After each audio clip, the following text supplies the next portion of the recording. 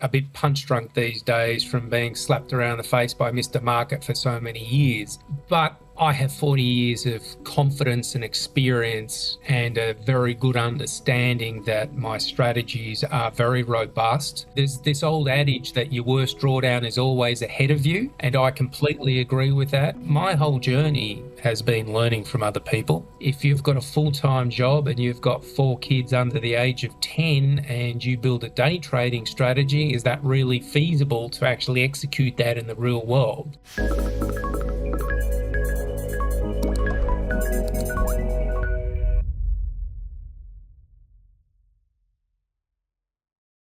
Welcome to the In the Money podcast. Today we have with us a very special guest, Nick Radge, who brings close to 40 years of incredible market experience to the table. Nick's journey is really a stuff of trading legend.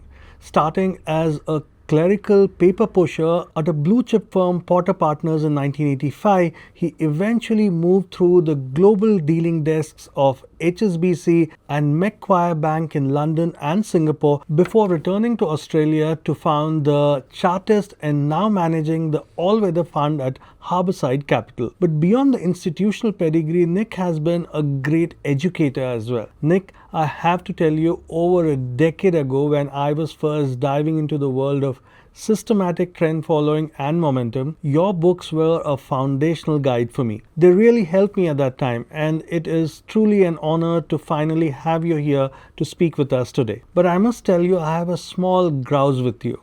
In one of your books, there is that iconic picture of a man sitting on the beach with a laptop. Now, I've been following your trend and momentum principles for years over here in India, but I'm still waiting for my beach and laptop day. And you can see I'm still stuck at desk over here. So on a lighter note, today I'm hoping you can at least share some of those secrets to help me make that transition. Pleasure. Thank you for having me. So one of my first questions for you, Nick, is, of course, you have a career spanning around 40 years. You started off in 1985. But, over these years, from the day you were kind of working in this small firm called Porter Partners, am I right? Did I get the name right? Yeah, Porter Partners, yes. From there, all the way to the point where you started the Chartist and your fund, can you help me understand how your sense of markets evolved over time? What did I know you started off as a trend follower, maybe with a moving average crossover kind of a thing, but then over years, how did things change in terms of your understanding of the markets? Yeah, well, that's a pretty good question. I think, when I started back then, I was very young and naive. I had absolutely no concept of position sizing or risk management or anything back then. And that really only kicked in the early 90s when I was exposed to some of the turtle traders. And I actually heard a talk by one of them in Singapore talking about fixed fractional position sizing.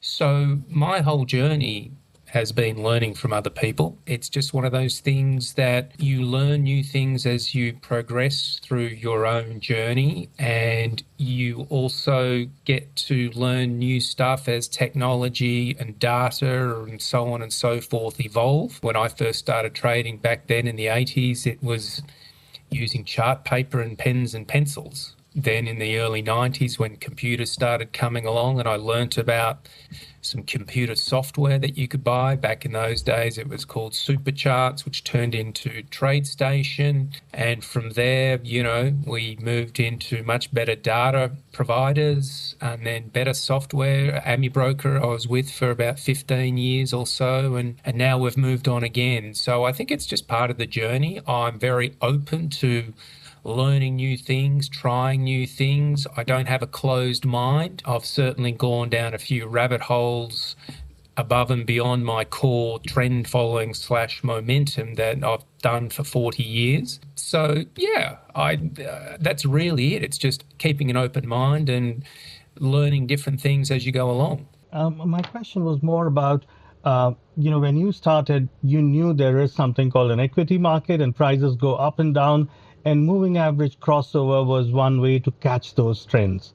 But then beyond that, as you spent more time in the market, you would have figured out over time that, okay, trend following is one of the ways in which you could do it. Maybe you could trend follow on multiple assets to kind of reduce the risk. How did your sense of all of that evolve is what I would love to know. Well, again, I think it's just, the experience of it. I spent the first 20 odd years of my career, 17 to 20 years, trading futures all around the world. And again, very similar to, what the turtles are doing. I'm completely self-taught. It's just observation, a keen awareness of what's going on. When I lived in Singapore many, many years ago, when I really got serious about this, it was spending 2, 3, 4 hours a day just focusing solely on these kind of nuances in the market and understanding how they work. It wasn't until 2001 where I made the complete switch from futures trading across to share trading, and I just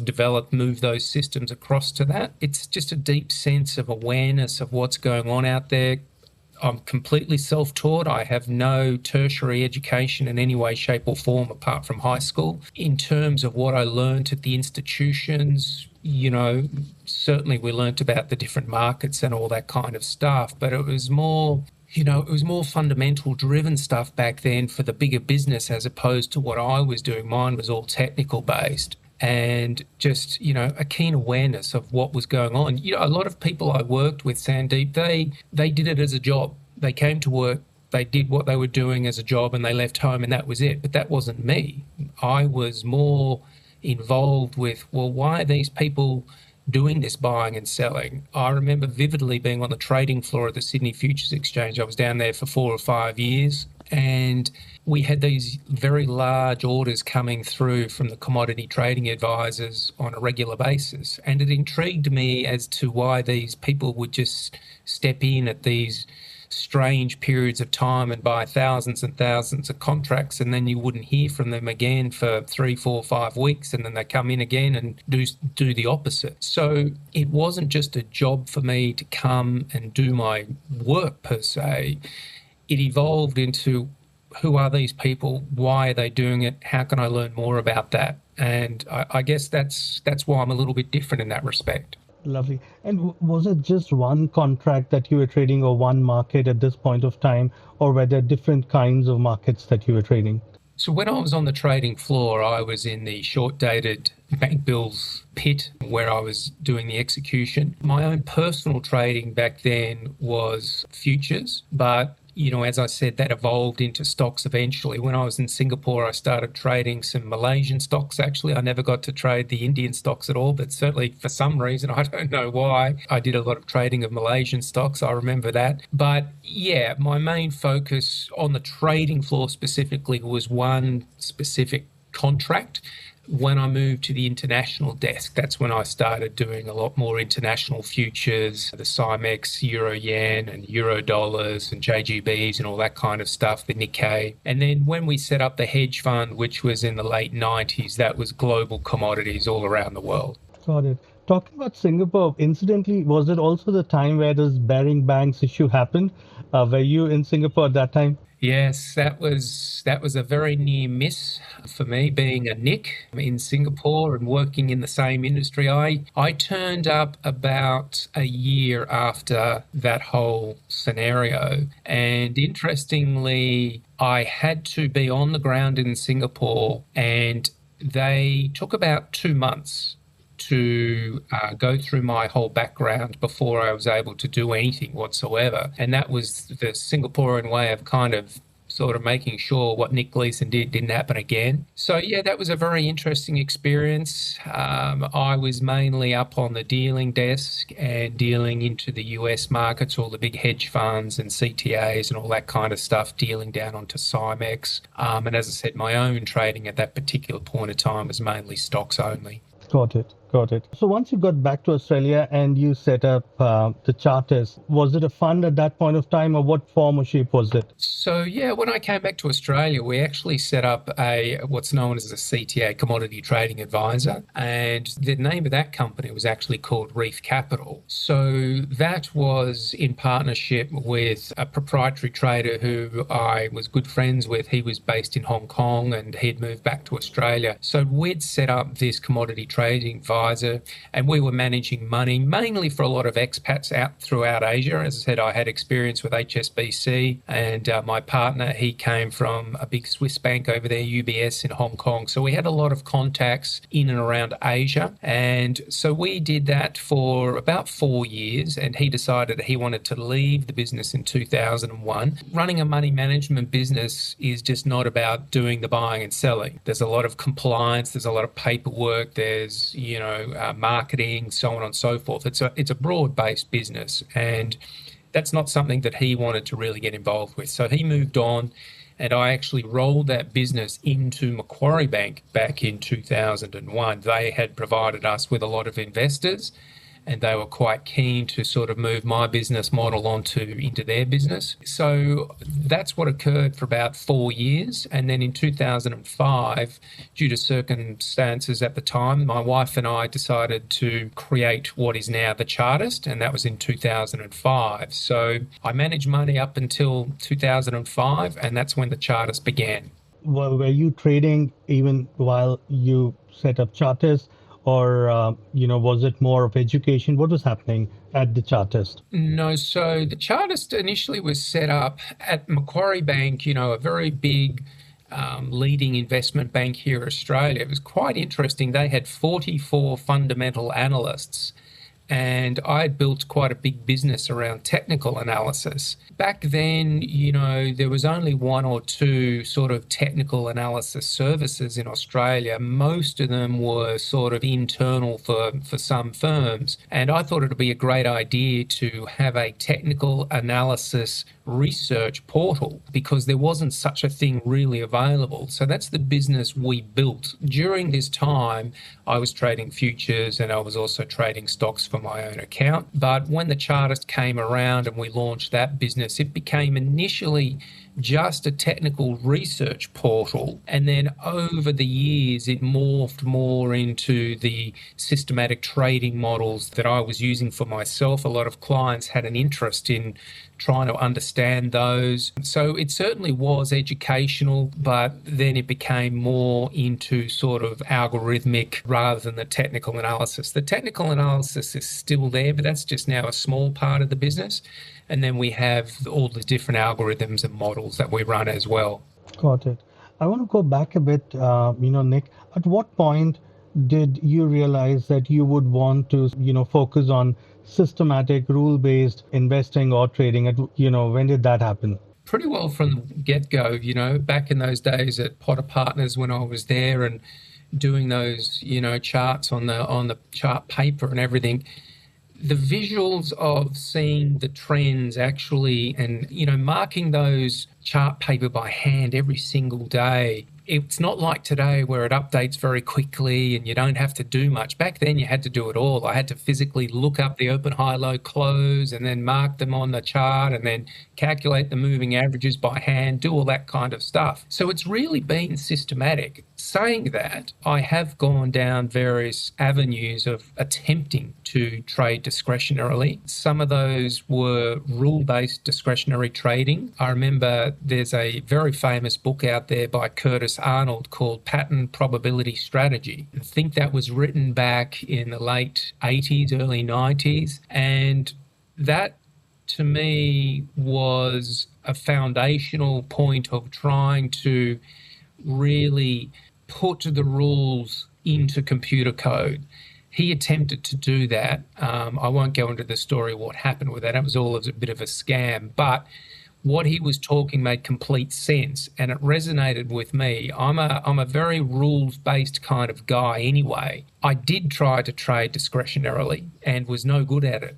I had some very good friends who were very, very good discretionary traders, but they were sitting there looking at the screens all day. I was no good at doing that. I had no confidence in any way, shape or form. I needed evidence, and that's where the software can really be beneficial in providing you, with the back tests and evidence and the quantitative data to be completely confident in what you're doing and, make money over the longer term. So my initial, foray into backtesting was done by hand back in the early 90s when I got the supercharged / TradeStation software. I was using discretionary trading but using rules based. So I was looking for specific chart patterns. I would define those chart patterns using very specific rules, and then I would write rules around that to enter, to exit, and then I would go back and manually backtest that. So the first year I actually did that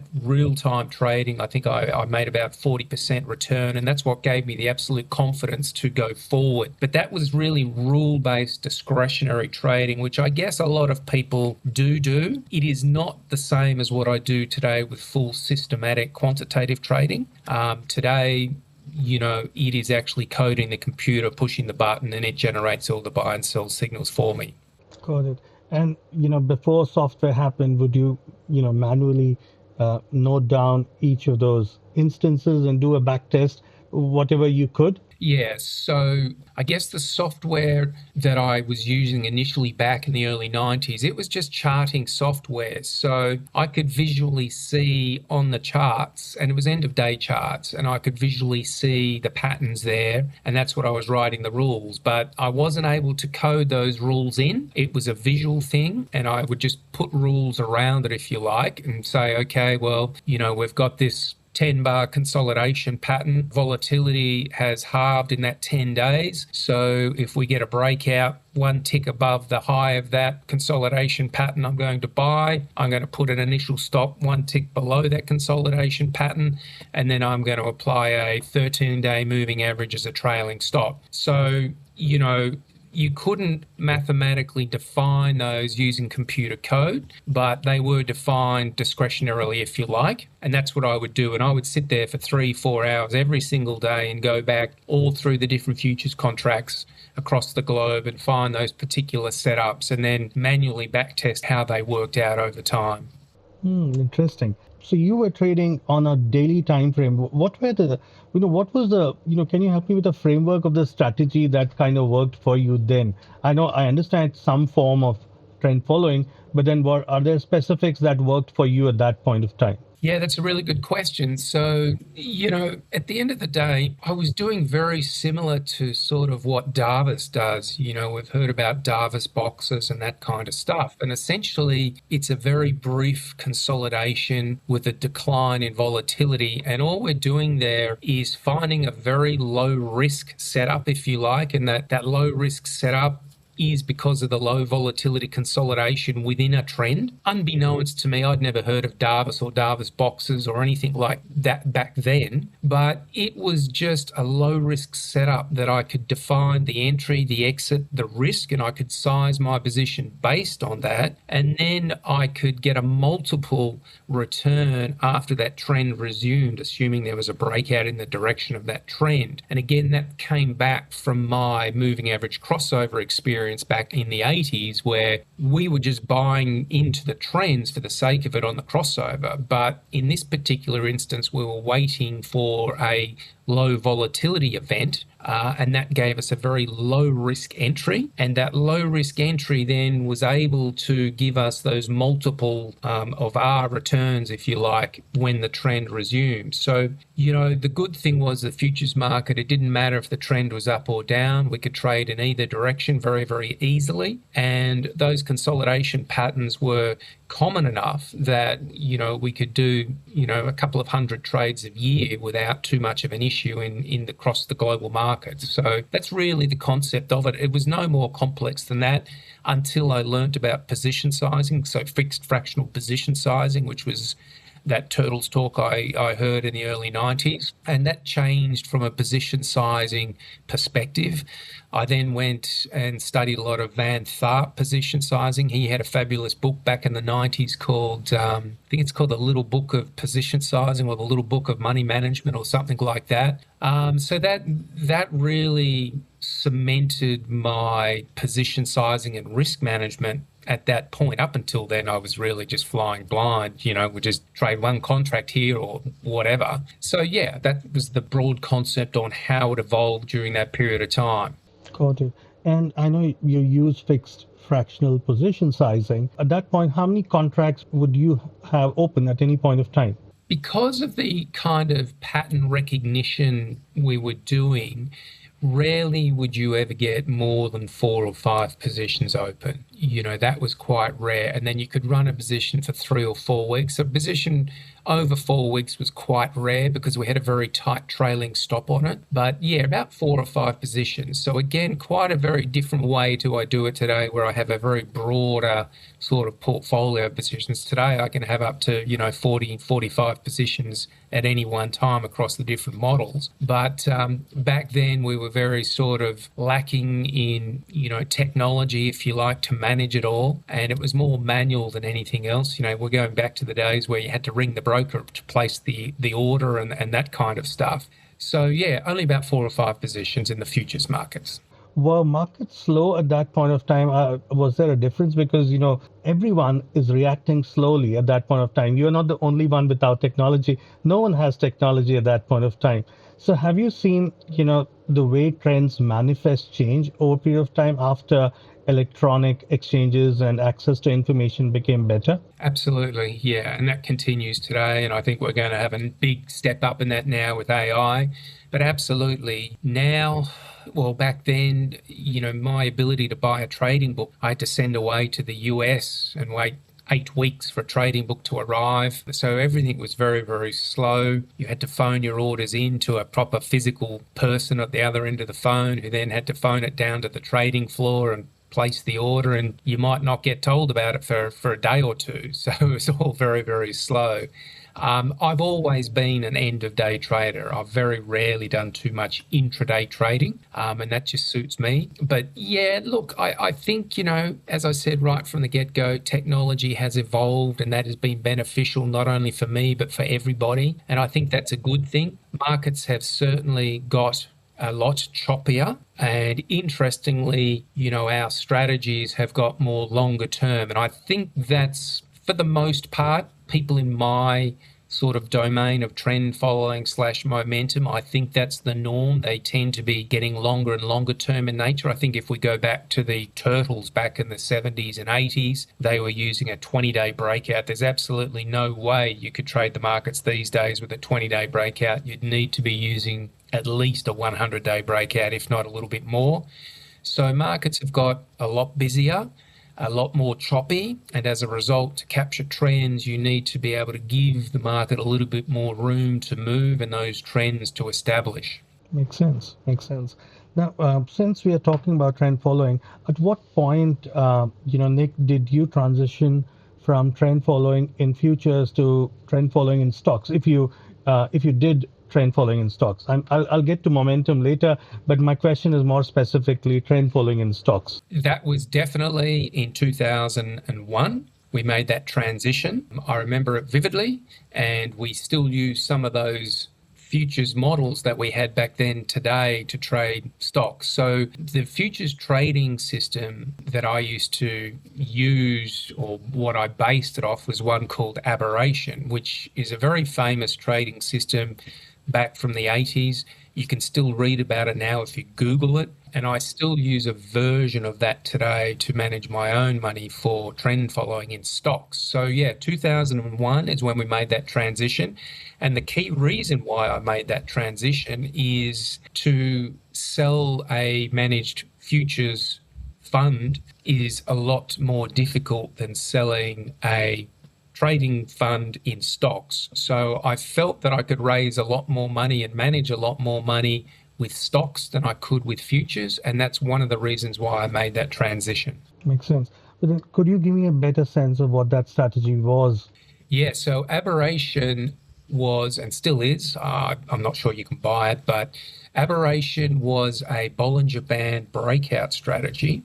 And it essentially traded a broad range of global futures markets and used a very simple trailing stop. I made a few adjustments to it. So one of the adjustments I made, the trailing stop, was actually a moving average. And another adjustment I made to it was I had a hard contract stop. So in other words, even if I got a buy signal, if the distance from the entry to the stop loss was more than $3,000, I would not take the trade.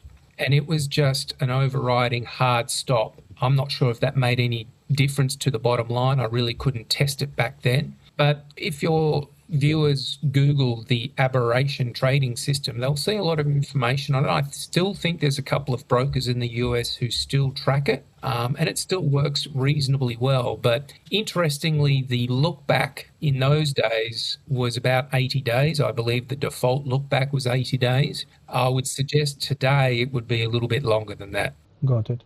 And since you said Bollinger Band and a moving average, a Bollinger Band has a moving average by itself. So you mean you added another moving average to trail? That's correct. Just another trailing stop. Because if let's say we have an 80-day Bollinger Band, an 80-day trailing stop in the global futures market is very, very wide and very big risk give back. So back in those days, I wasn't trading with a lot of money. So we had to control that risk. So I would just overlay a shorter moving average, and I think I mentioned before a 13-day moving average, which I just found was a perfect length to capture those sort of intermediate term trends that I was looking for back then. I would say today a 13-day moving average would be probably quite dreadful because of the noisiness of the markets. But back then in the late 90s, early 2000s, the markets were trending a lot cleaner than what they are today. And I'd say today that you'd want some kind of a longer look back trailing stop than a 13-day, that's for sure.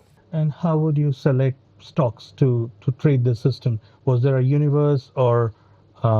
So when I was trading that particular system, it was futures. Then when I moved into the stock side of things, I was selecting the top stocks in Australia, so namely the ASX 200. That's the biggest stocks in Australia. Once you really go outside the ASX 200, it becomes more speculative. Admittedly, back then, we did have survivorship data problems because we didn't have historical constituents. They didn't become a thing till about 2012, 2013. So, we had those things we had to play around with. So I was just selecting stocks at random. I wasn't using any kind of ranking or anything like that. That just wasn't a thing back then for me. And that's part of the learning process as we go forward, that now we've got thousands and thousands of stocks to select. How do we select those? What universe do we select and how do we rank those within the universe? But that wasn't something I was doing back then. So I would certainly say that my trade selection back then was not optimal in any way, shape or form. Got it. So from that, how and when did momentum factor happen? So we were using absolute trend following systems probably all the way up. I mean, I still use several today, but probably 2014, 2015 is when we really started to move into factor momentum. I think I built my first trading system for the Russell 1000 stocks about 2014, 2015. That's when I really started to understand that absolute trend following could be a little bit hit or miss if you were stuck in a position, whereas factor momentum, you would be always in the strongest stocks and the strongest sectors at all the time. So 2014, 2015 was then when we started moving into that area. Did you come across that somewhere, or how did it happen? Yeah, that's a really, really good question, Sandeep. I am an avid reader. I forage around internet trading forums. I read lots of articles, and, through that constant research that I enjoy doing, I've come across momentum, factor momentum. And that's where that's come from. And I still do a lot of that today. As I said, I'm open to learning new things and doing different things and so on and so forth. And it's just from going on to internet forums. Nowadays, I'm very keen to code things up that I see, and, I can discard them straight away, but I need to know, does this work? Does it add any value? Yes or no? But yeah. So let me, double click on this a bit. So you discovered this idea of momentum, and then I'm assuming you decided to test it on the Australian market. So how did that happen? So we would use the same. By this stage, we're right into AmiBroker, and we were able to code and use ranking and those kinds of things correctly.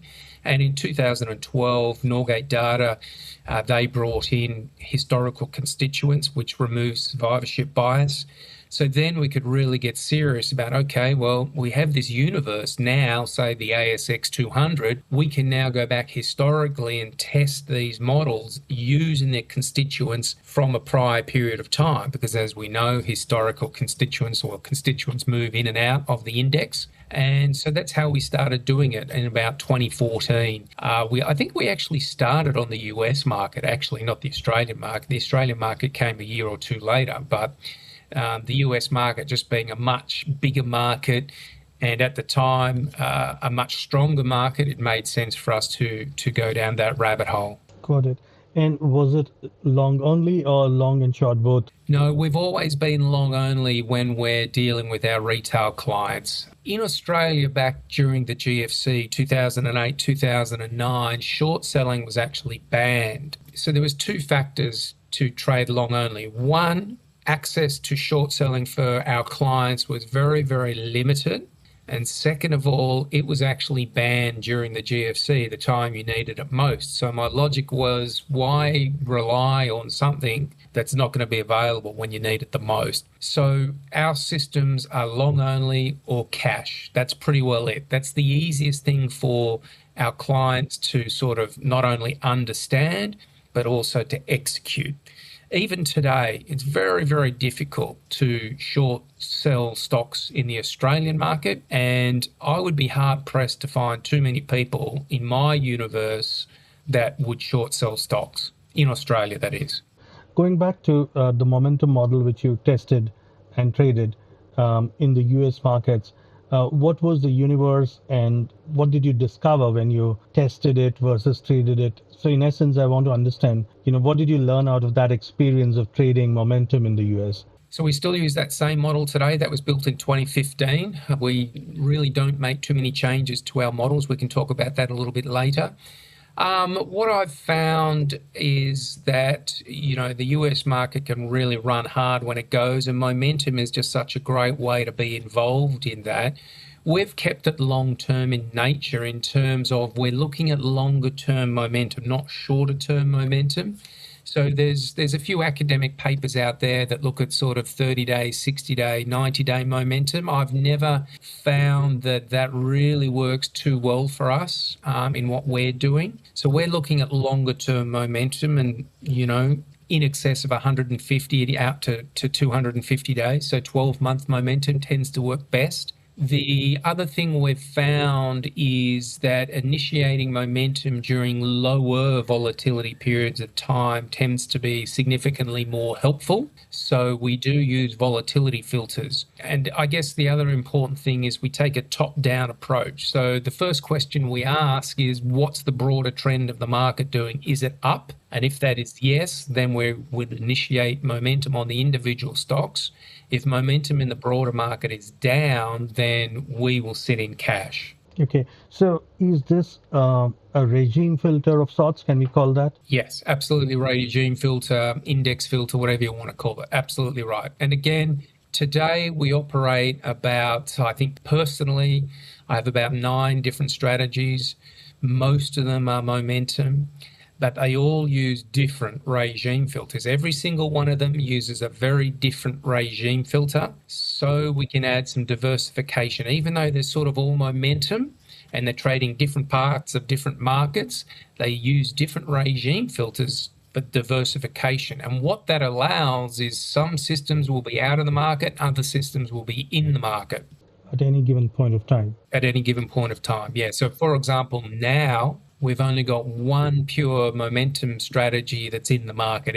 All the other ones, the Australian ones, the other US ones, they are out of the market. But we do run one on the NASDAQ on a monthly time frame, and that's involved in the market as we speak. But all the other ones, they're out of the market. So when you say monthly time frame, the rebalance is monthly? That's correct. Yes. Yeah.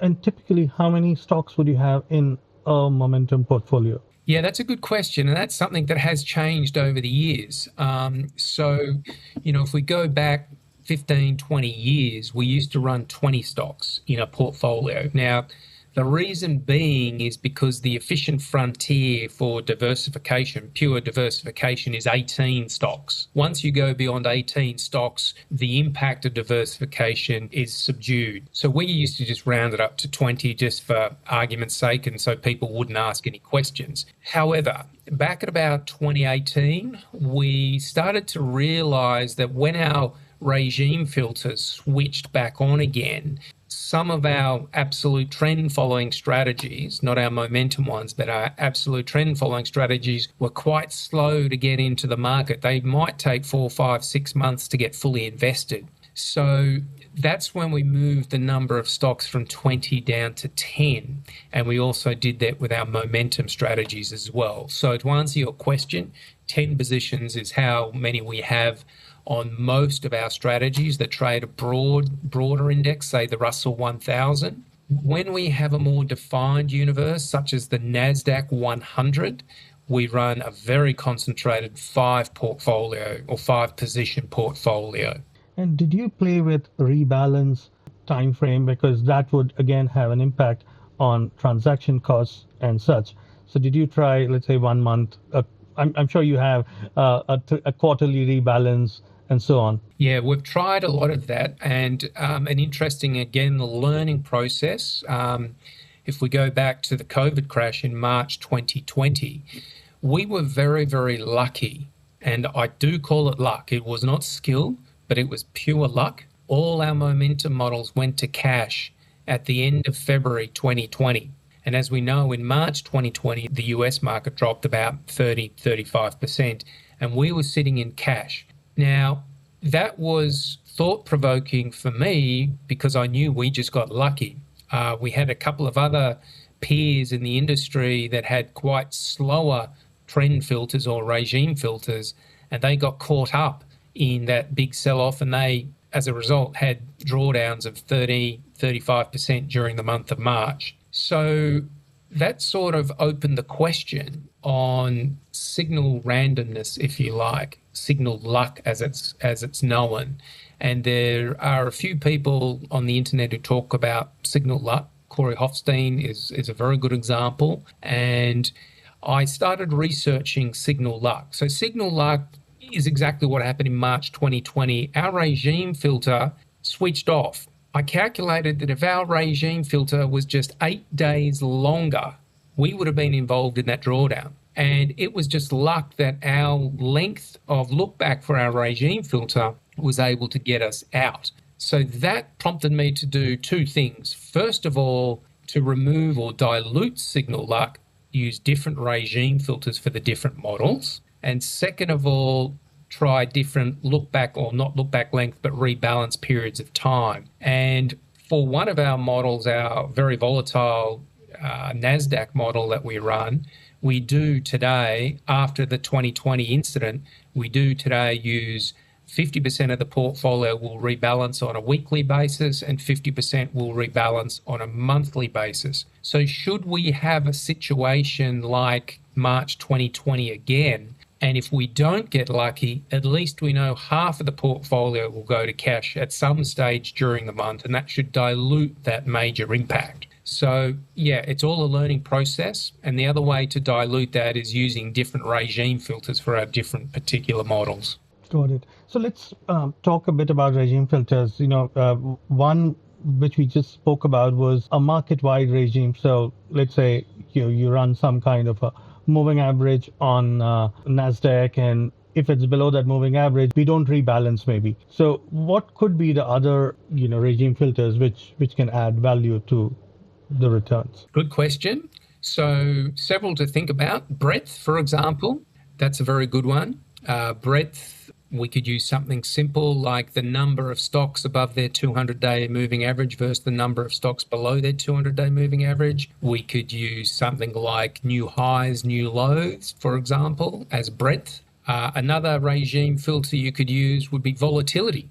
As I said earlier on, momentum/trend following tends to work better in lower volatility environments. So you could have a regime filter where volatility gets above a certain level. You say, okay, we're now in a high volatility period of time, we're going to get out. How do you measure volatility? So you could measure volatility very easily. For example, average true range. So for example, you could say the average true range of the last, say, 5 days divided by the average true range of the last 30 days. That could be a measure of volatility. You could use historical volatility. Historical volatility over the last 30 days, less than X as an example. These could be explored, and they're the kinds of things we use, and they work quite well. Makes sense. So one of the things, if I understand you right, what you're trying to say is when volatility is muted, that's the time to kind of enter, momentum or trend following trades.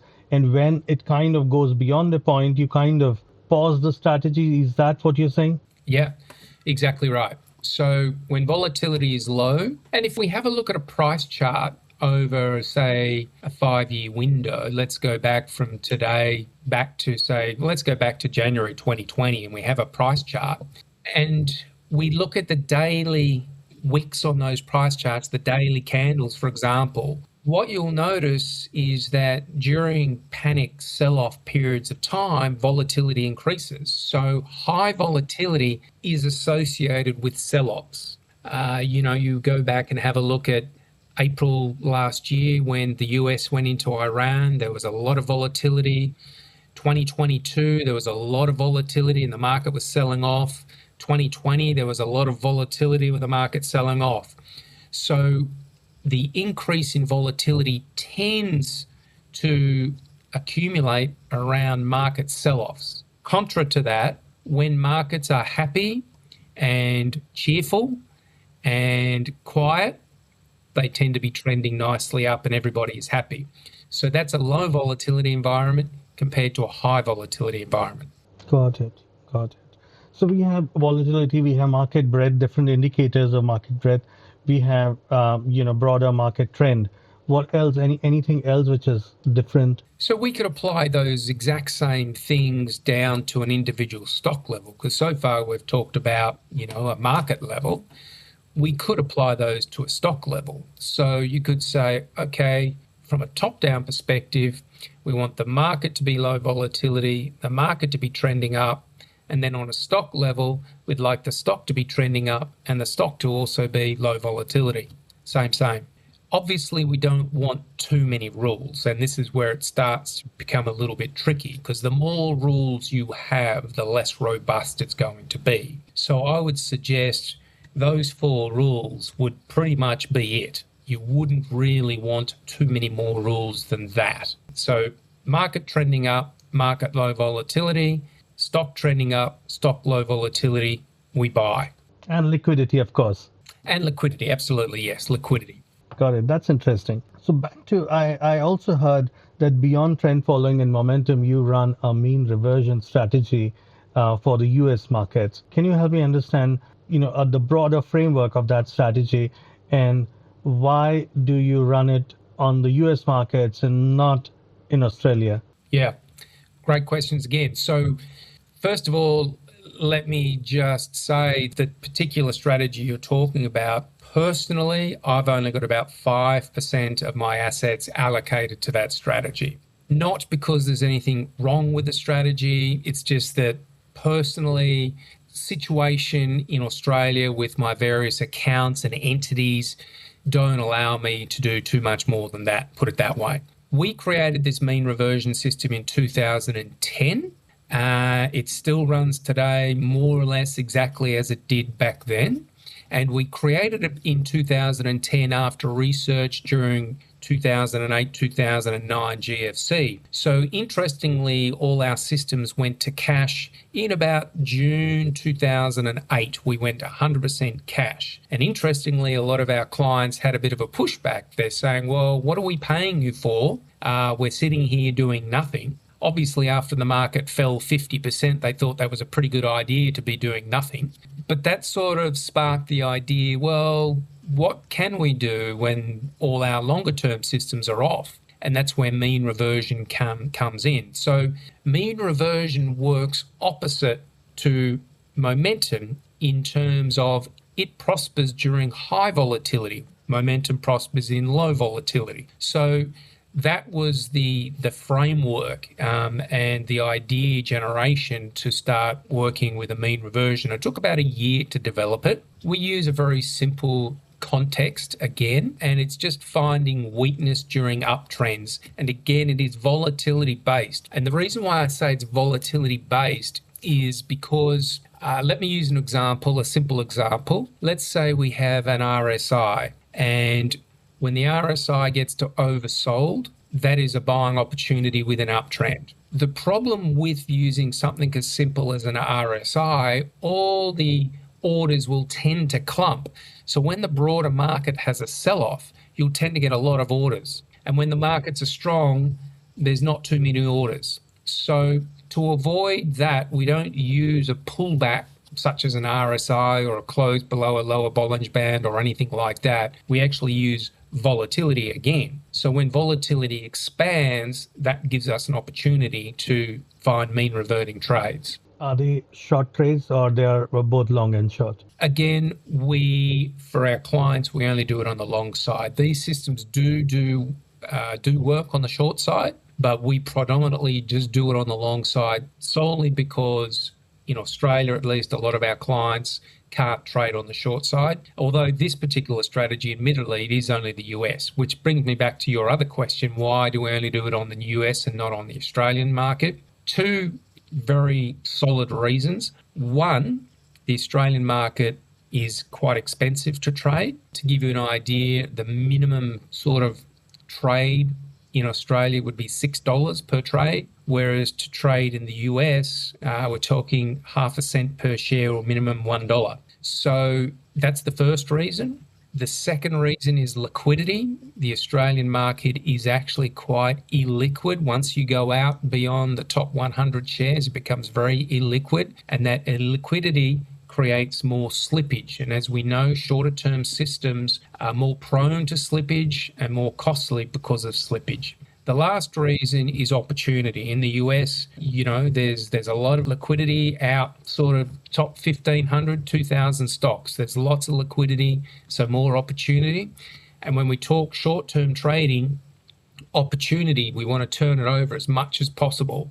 That trade frequency, if you like, is kind of like how a casino works. They want people to come in, play the game, constantly play the game over and over. That's why casinos are open 24 hours a day a lot of the time. So people can play, they can exploit their edge as much as possible. So trade frequency becomes a very important element of profitability. And to get the trade frequency, you need a bigger universe, which is why the US is much more beneficial for us. Makes sense. I'm moving on to another question, but it's a related question. So, Nick, since you'd have tested hundreds, if not thousands of strategies all your life, and over time, you would have built kind of an intuitive sense of which metrics would you want to look at when you look at a back test. So my question to you is, if someone comes to you with a back test or someone in your team or otherwise, what are those metrics that you look at which help you make a decision to kind of allocate to a strategy or not? Yes. So some interesting points can be gleaned from that question. So several things. And a lot of this, comes back to retail traders and what they, in my experience, doing this for a long time with retail traders, what they actually can handle, not what they think they can handle, but what they can handle. So first and foremost, one of the most important things we look at is the drawdown. Not only the maximum drawdown, that's obviously important, but also the average drawdown over time. If you have a system that generates a 25% annualized return, that's great. But if you can only handle a 10% drawdown and that system has a drawdown of 30%, well, you're not going to be there. You're not going to be able to trade that system in order to get that 25% drawdown regardless. So it's very important to build a system around, your own risk tolerances. And in my experience, For the most part, most retail traders can only handle about a 20% drawdown. Once they start going above 20%, they start to, err on the side of, oh, I'm not sure this is working very well, and I'm not sure I want to do this anymore. And it becomes psychologically very, very difficult. So that would be the first metric I would kind of look at. Everybody's a little bit different. Certainly there's people out there that have a higher risk tolerance, but you've got to ask, what is my risk tolerance in the real world?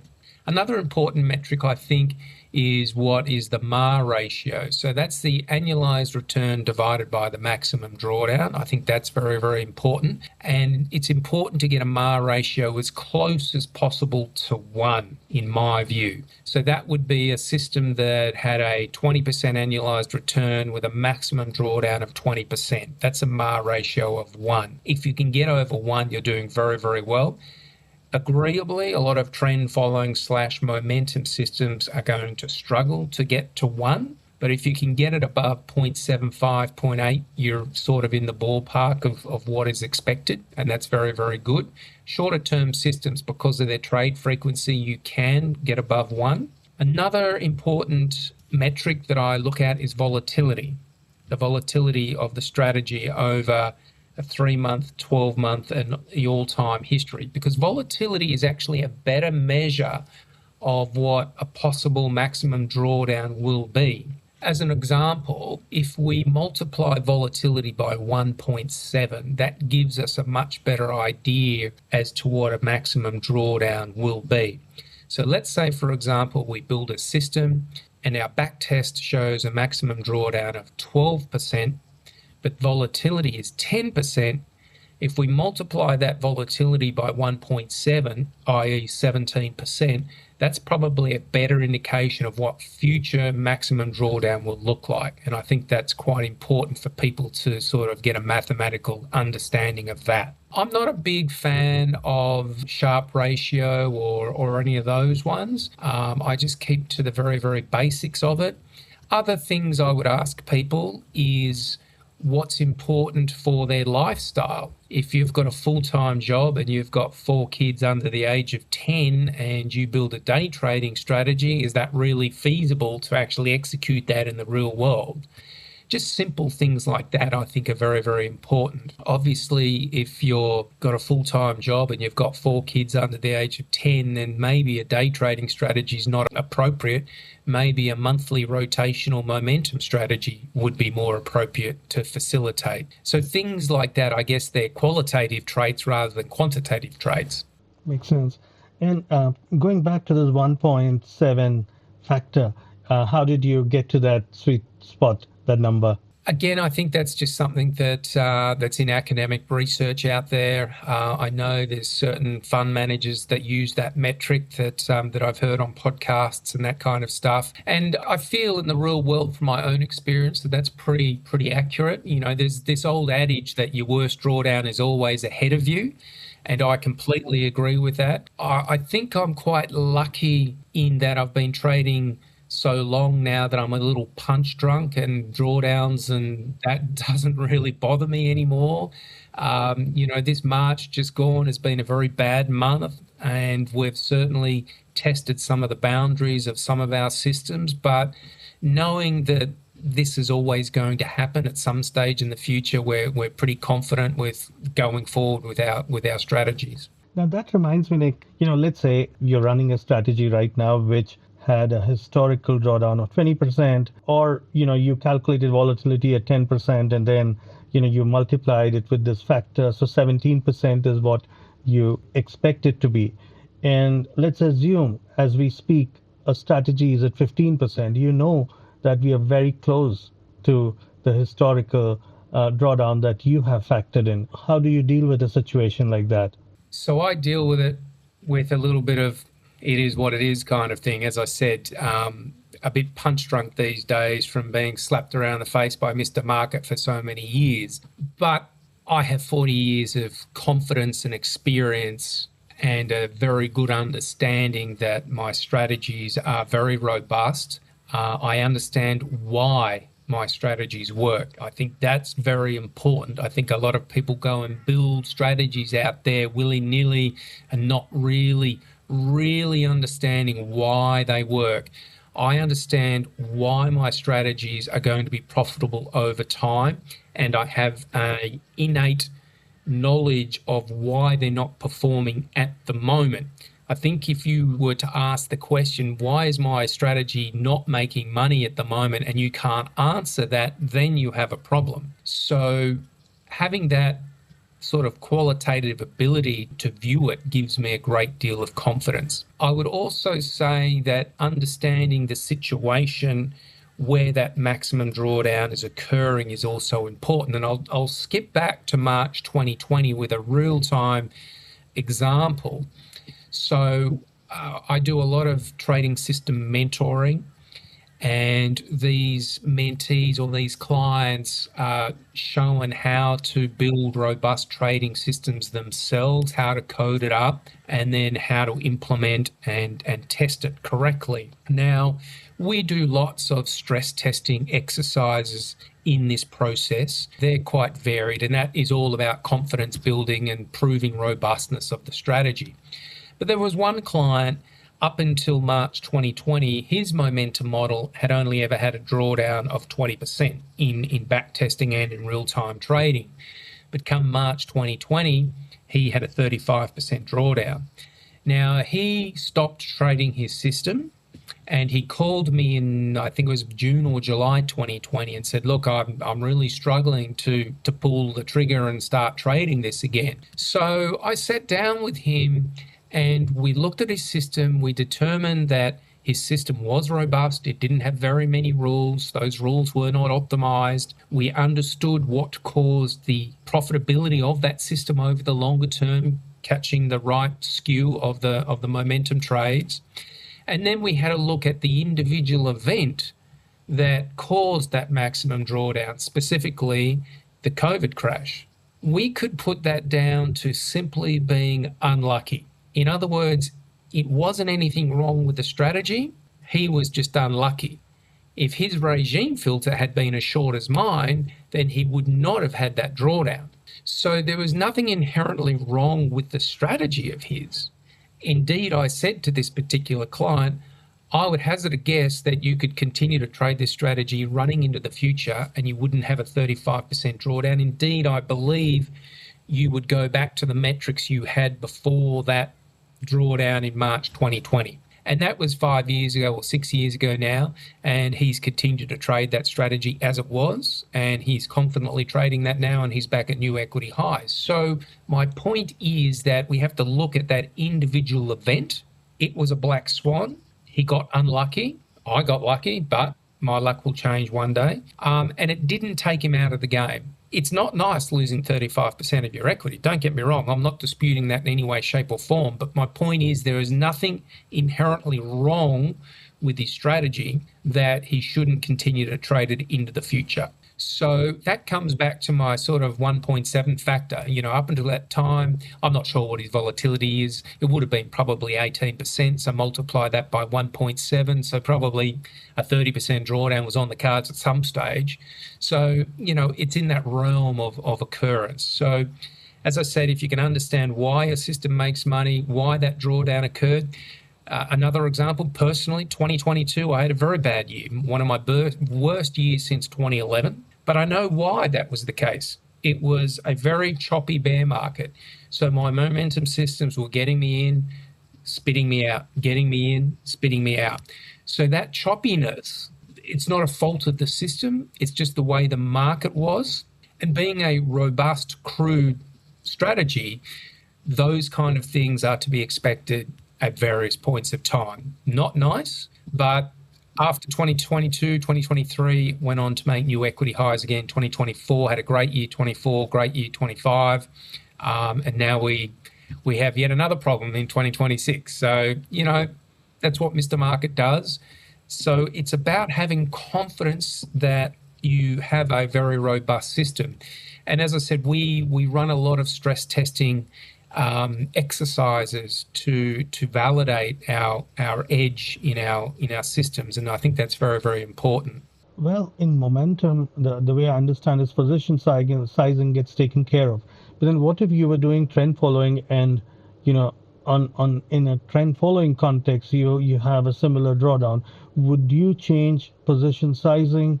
Would you reduce your sizing, or would you factor in?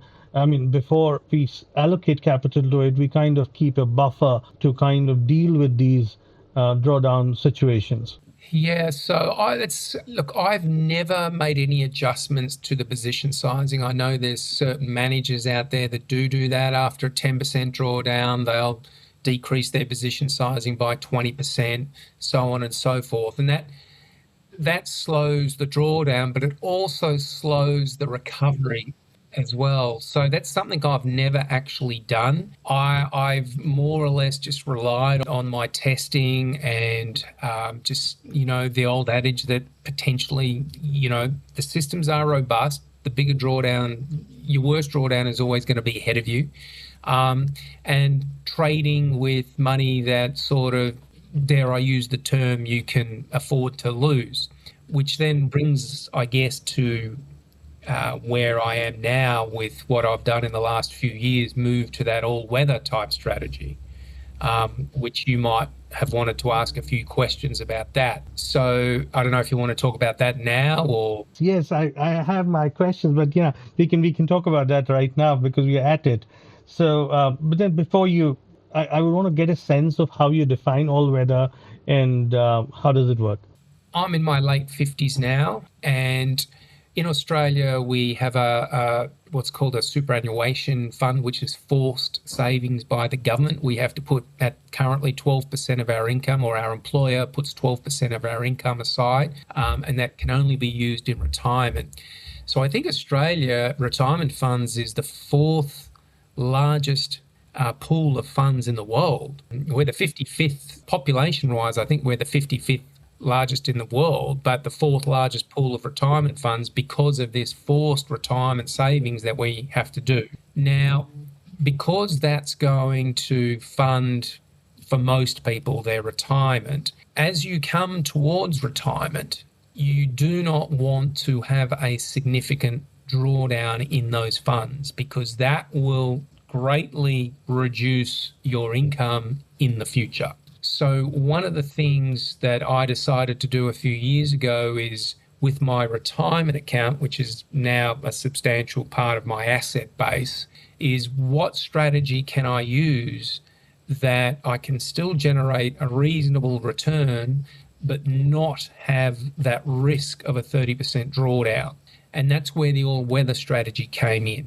So if we go back, take a step back for a moment and think of trend following or momentum strategies, we're long only serial correlated assets, i.e. stocks. So the only defense if the stock market falls dramatically is to actually get out.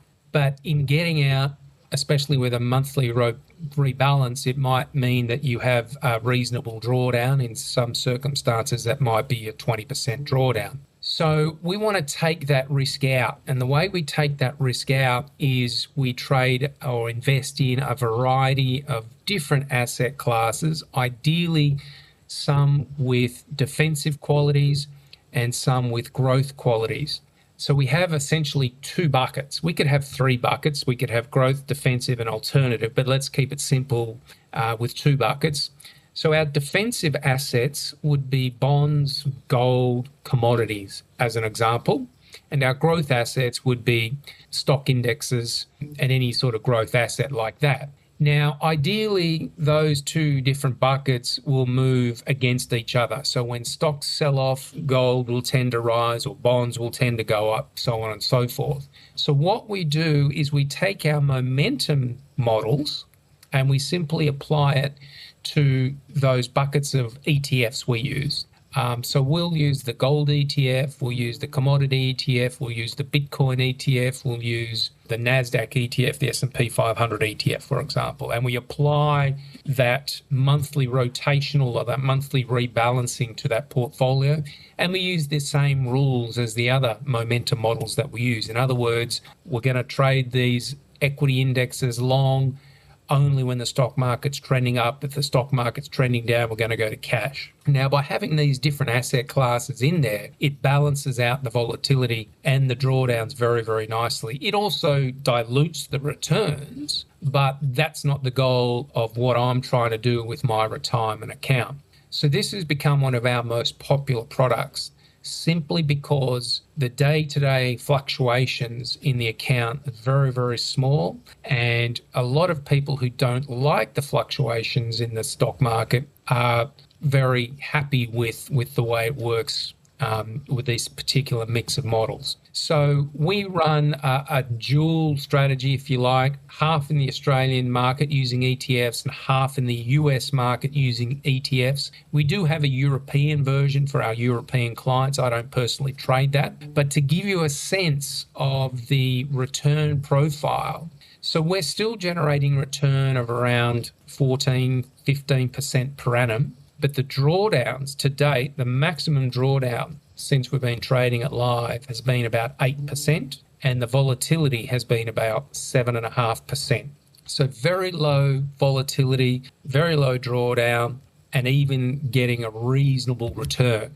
So it's been a very good few years, mainly because of the liquidity that's going on in the markets at the moment, gold going through the roof, stock prices through the roof. We've been quite lucky because normally those assets should be moving away from each other, which is exactly what's happened in the last month. We've seen gold sell off, which is really a major supply problem causing that sell-off in gold. But we've now taken a defensive stance. We're pretty much only long gold and commodities at the moment, and out of all the other stock indices. So that's going to keep a lid on the volatility going forward if things get worse. Makes sense. Now, in this universe of ETFs that you have that go into this portfolio, are you open to any asset, or do you have some rules around what you would include and what you wouldn't? Yeah, so the rules I have around what we do is, first and foremost, they must be core ETFs, not peripheral kind of ETFs. So a core ETF would be gold. We know what physical gold is, okay? We know what it stands for. We know what silver is. We know what the NASDAQ is. We know what the S&P 500 is. So the big core ETFs, they are the only ones that I will use. A peripheral ETF, for example, would be one called, say, BTAL in the US, which is I think it's called an anti-volatility ETF. I don't even know what that means. So that's not a core ETF. So we don't use those. So the first rule is they must be a core ETF, and we just know by looking at it, like the Nifty. We know exactly what that is, okay? It's not some kind of a trading system that trades the Nifty whatever, you know. We know exactly what it is. So that's the first rule. The second rule is we must have a minimum of 10 years worth of data. There are thousands and thousands of new ETFs coming on the markets. Almost every day there's new ETFs coming on. In Australia, you know, there's so many new ETFs coming on, it's ridiculous. So we want at least 10 years worth of data. A lot of the US ETFs go back 25 years. I think the S&P 500, gold, bonds, they go back a long time. They give us a very good understanding. The only one that we use that doesn't go back that far is Bitcoin. We do use a proxy for Bitcoin, gets us back to 2014. But that's a very, very, very small part of the portfolio. So I'm quite happy with that in terms of exposure. But for the most part, you know, we go back 20, 25 years. So they're the two main criteria. And they look very similar for both the US and the Australian markets in terms of the ETF selection. In terms of the ETF selection, yes. In terms of how we construct the portfolio, and again, this is a little bit of diversifying, if you like. So a little technical, I'll try and keep it as simple as possible. The US portfolio has two buckets, defensive and growth. We use a static allocation between those two buckets. In other words, we have an exposure to, say, US stocks and European stocks, and they are the only two allocations we have to stocks. If one of those, the regime filter is down, we hold cash. We don't go into something else that's stronger. Maybe the better way is if I use the Australian one. So in the growth bucket, we'll have 6 ETFs, and at any time we'll select the 2 strongest ones. So if one of them isn't strong, it'll select another one, whereas the US will just go to cash. So they're operating quite differently. So I guess the way to look at it would be we apply momentum to the growth bucket and momentum to the defensive bucket, and those buckets hold 6 ETFs each, and we're selecting the 2 strongest ones out of each of those buckets. That's for the Australian one. Whereas the US one, it's a static. There's only 6 ETFs full stop, and those ETFs are either invested or they're held in cash, nothing else. There is no other choice. So they're actually a little bit different in that respect. Both of them work really, really well, but they're both slightly different.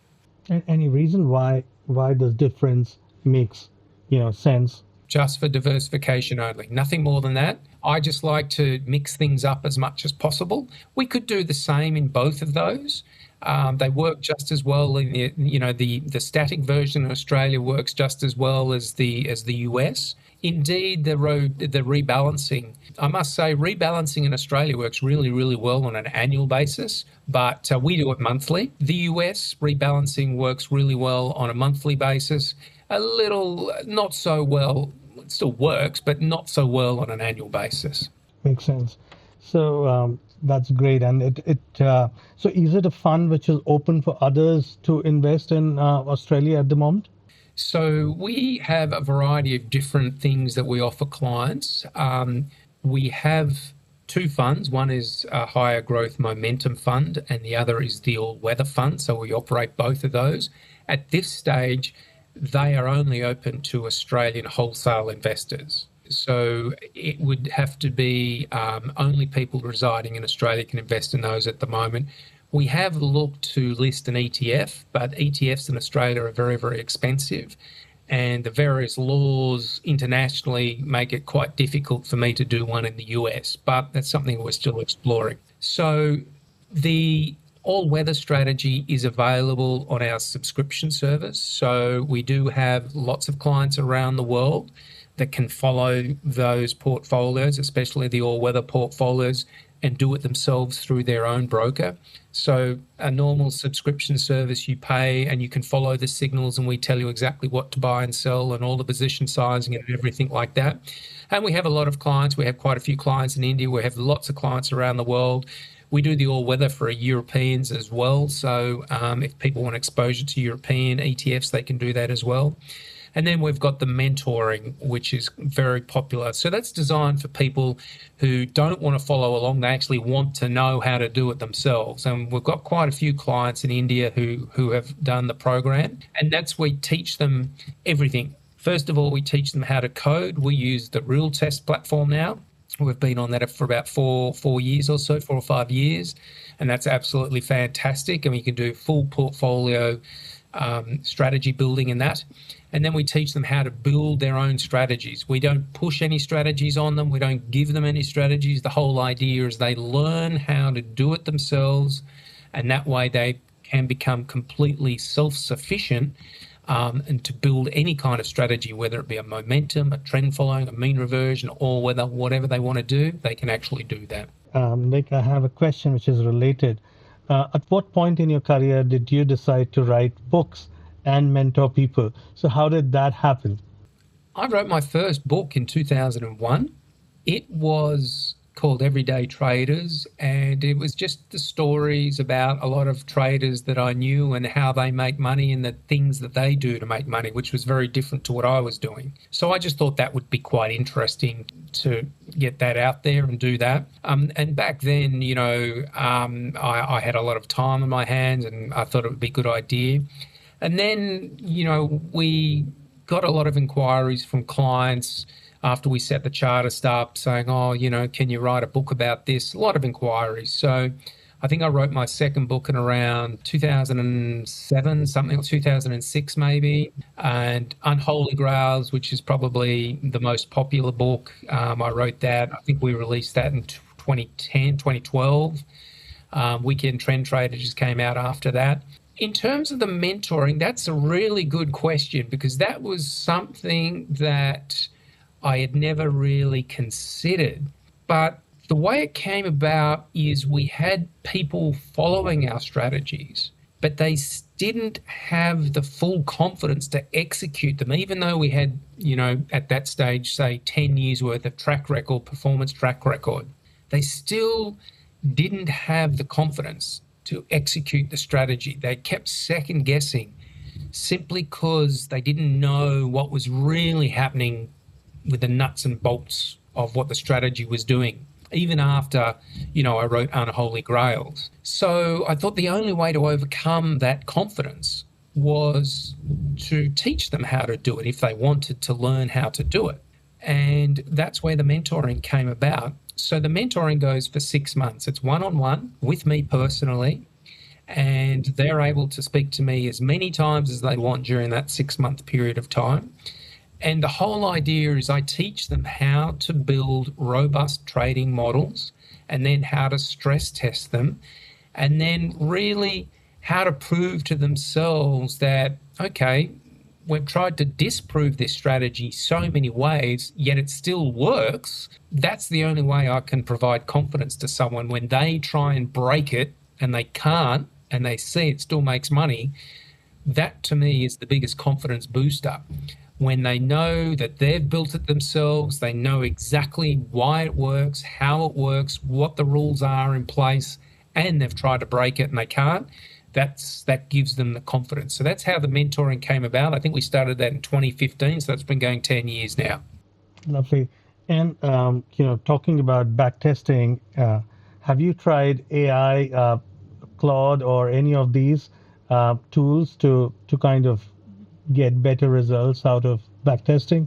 Yes, so that's very new. My son, who now runs the main business, he is got an engineering degree in software and computer engineering, and he's done a lot of work with AI down with the trading side of things. Me personally, I haven't really tried to create trading systems using AI. What I have been doing is using AI to go back and look at systems that I've already developed in the past and see how they can be improved by looking at the output data as opposed to the actual code itself. And output data, for example, let's say I run a 15-year back test and I just take the trade list and put the trade list, and I use Claude, and I would prompt Claude to look at the trade list and forensically analyze what that trade list is showing. And one I did recently, I just posted it on my Twitter account, was I've had this, it's sort of a multi-strategy system that has 10 underlying subsystems. And I used to trade this a couple of years ago, and I went back to it and I took the trade list from a 15-year back test and I put it into Claude, and I prompted Claude for a few things like, how does this look? Which out of these systems look the most vulnerable and the most risky? Which out of these 10 systems, pick 2 systems that are uncorrelated, or the best 3 systems out of the 10 that would provide the best risk-adjusted return. Then I would take those 3 systems and then ask Claude, okay, what is the best allocation to these 3 systems do you think is going to get me the best risk-adjusted return?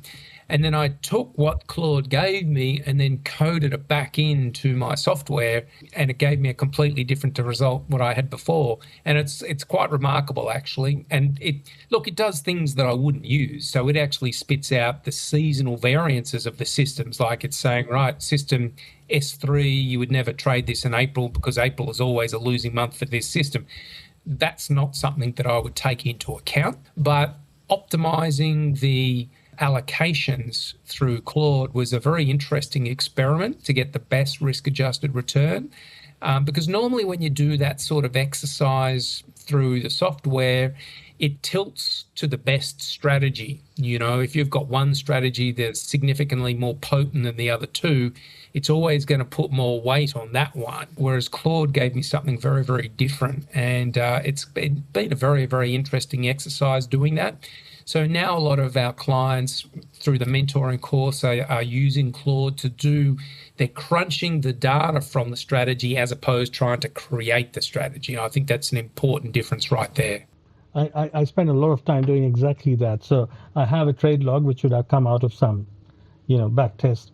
And then I analyze the log using Claude, and I spend hours and hours on it. It's crazy. Yeah. Yeah, look, it's pretty amazing, and I don't know where it will go. I think we're both on the same track in terms of just trying to get information that perhaps we weren't seeing before. And yeah, look, I'm still pretty new to it in the scheme of things, and I have no doubt if we were to have this conversation in a year or so, we will be bubbling over with all sorts of different new ideas and that kind of stuff, which I'm looking forward to. I think this old head needs a few new ideas, so it's great to sort of go down and look at that kind of stuff. And I've only done it with this group of strategies. I'd like to do more on other groups of strategies, but it's very, very interesting. So, I have a last question, a closing question for you, Nick. Two questions, rather. One is, especially when you're managing money for others, it's not just about drawdowns, but then it's others' money at the end of the day. So they would have questions for you, and in difficult times, even more questions. So how do you keep calm when things are kind of, where the markets are crashing and strategies are perhaps in a drawdown? How do you manage, especially when you're dealing with others' money? So I guess there's two questions there. How do I deal with the clients and manage them? And then how do I manage myself? The clients, it's an interesting proposition because a lot of our clients have been with us for a long time and they know what I do. And we have spent a lot of time over the last 20 plus years telling people what can go wrong and what to expect. And I think educating clients in terms of what to expect and how it unfolds over time has been the greatest benefit to managing them. So very good example is this year. This is March, well, now April, but March 2026. We've had a big reversal across a lot of markets. We're going through a bit of a drawdown. Last month, we had possibly the worst month we've had for some of our portfolios ever. And we've not had one question, not one phone call, not one email, not one question.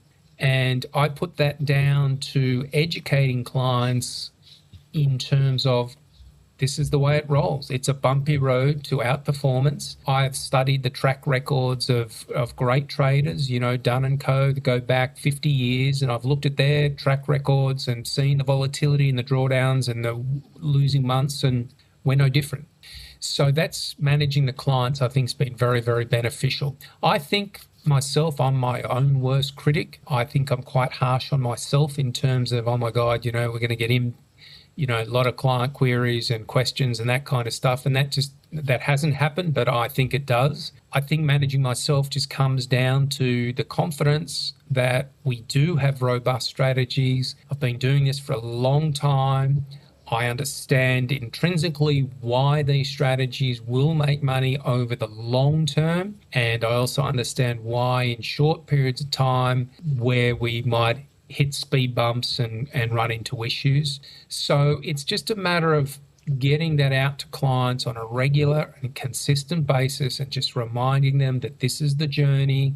It's no different to what Warren Buffett has gone through or any great traders and investors out there. They've all gone through it. It's just a matter of owning up to it and saying, yep, it's not nice, but this is the way it works over the long period of time. Great. And one last question. So how does life look like for Nick outside of markets and work? So, yeah, look, the day-to-day business, our son runs that. Outside of trading in the markets, I'm a very avid golfer. I started playing golf when I was 5 years of age, and I gave it up in 2010. And I didn't touch a golf club for 15 years. And about 6 months ago, I started playing again, and I've got an addictive personality. And sure enough, went diving headfirst down that rabbit hole to play golf.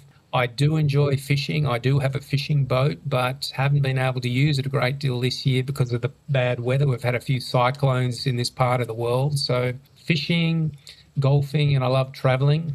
My wife and I had 7 months traveling last year, and we're off to Canada this year for a couple of months. So I enjoy doing all that kind of stuff. And, with technology in this day and age and the internet and so forth, we can do that. I've got a great little setup here that I can take with me anywhere in the world and do the trades and place the orders and manage the clients. It's a great place to be in the trading world these days. So long as you have internet, you're good. Yeah, absolutely. And internet's pretty good these days. We've worked it out how to do it, and we can do it anywhere in the world. And if we are off, if we are going to be out of the way and off chat, whatever, my son can just run it. Or we've got a team of 7, so someone there in the team can run it for a day or two if I'm completely out of contact. Thank you, Nick. So that brings me to the end of this podcast, and it's been absolutely fascinating talking to you. And thank you once again, not just for this conversation, but for writing all those books that you have written, and for all that you've done for the investing and the trading community all over the world. And the beauty is, Nick, you've written those books decades ago, sitting somewhere in Australia or Asia, I don't know. But then there are readers worldwide who you wouldn't know, but they benefit from what you do. So keep doing that. And perhaps you may, I don't know if you are going to write a new book, but I do look forward to it. All right, then. Thank you very much for having me. It's been great and lovely to chat with you, Sandeep. Thank you, Nick. You take care.